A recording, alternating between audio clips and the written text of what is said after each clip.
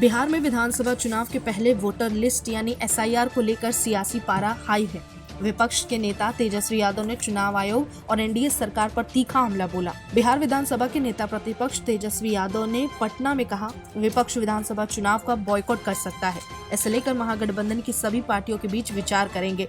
ये जानने की कोशिश करेंगे कि जनता क्या चाहती है।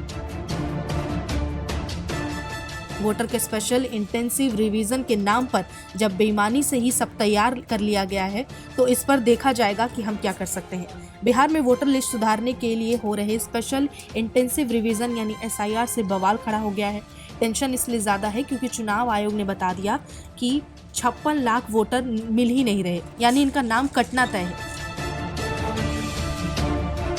तेजस्वी यादव राहुल गांधी आरोप लगा रहे हैं कि वोटरों की चोरी की जा रही है। तेजस्वी ने तो एक कदम आगे बढ़ते हुए ये तक कह दिया कि अगर ऐसी स्थिति रही तो चुनाव में हिस्सा लेने का क्या फायदा। उन्होंने चुनाव को बॉयकॉट करने तक का ऐलान कर दिया। ऐसे में सबसे बड़ा सवाल है कि अगर महागठबंधन में शामिल सभी दल चुनाव का बॉयकॉट कर दें तो क्या इलेक्शन नहीं होगा? कानून क्या कहता है? क्या पहले भारत के किसी राज्य में ऐसा हुआ है? सबसे पहली बात, अगर किसी राज्य में चुनाव होने हैं और सभी मुख्य विपक्षी पार्टियां चुनाव लड़ने से इनकार कर दे तो ये स्थिति लोकतंत्र और संवैधानिक व्यवस्था के लिए एक जटिल चुनौती पैदा कर सकती है। लेकिन क्या चुनाव नहीं होगा? इसे समझने के लिए हमें संविधान देखना होगा। संविधान का अनुच्छेद 324 चुनाव आयोग के लिए चुनाव कराने, उसकी प्रक्रिया तय करने, उसे कंट्रोल करने का अधिकार देता है। इस पर कोई रोक नहीं लगा सकता। चुनाव आयोग ही तय करता है कि इलेक्शन निष्पक्ष हो, प्रतिस्पर्धी हो, यानी कि जो चाहे वो चुनाव लड़े और उसे बराबर का मौका मिले। अब सवाल है कि क्या होगा अगर विपक्ष चुनाव ना लड़े? चुनाव आयोग का काम समय पर चुनाव कराना है, भले ही उसमें कोई दल हिस्सा ले या ना ले।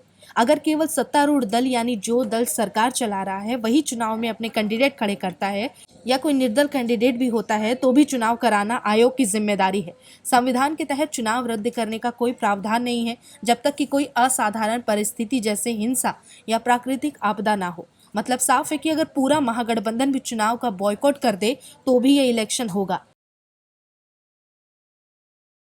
इस पर कहीं कोई रोक नहीं लगाई जा सकती। अगर केवल सत्तारूढ़ दल के लोग खड़े होते हैं और कोई कैंडिडेट नहीं होता है तो सभी निर्विरोध जीत जाएंगे। दूसरा सवाल कि क्या सुप्रीम कोर्ट चुनाव रोक सकता है? विपक्ष ये कहते हुए सुप्रीम कोर्ट जा सकता है कि बिना कंपटीशन के चुनाव कराना असंवैधानिक है।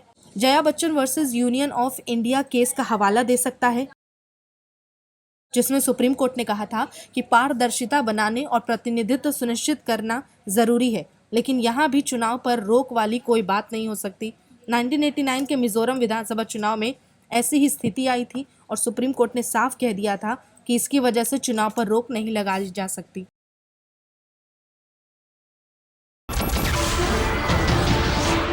नमस्कार, मैं हूं मानक गुप्ता। अगर आपको हमारा ये वीडियो पसंद आया हो तो इसे लाइक और शेयर जरूर करें और हाँ, हमें सब्सक्राइब और फॉलो करना ना भूलें ताकि आप देश और दुनिया की कोई खबर मिस ना करें। तो जुड़े रहिए हमारे साथ और देखते रहिए न्यूज़ 24।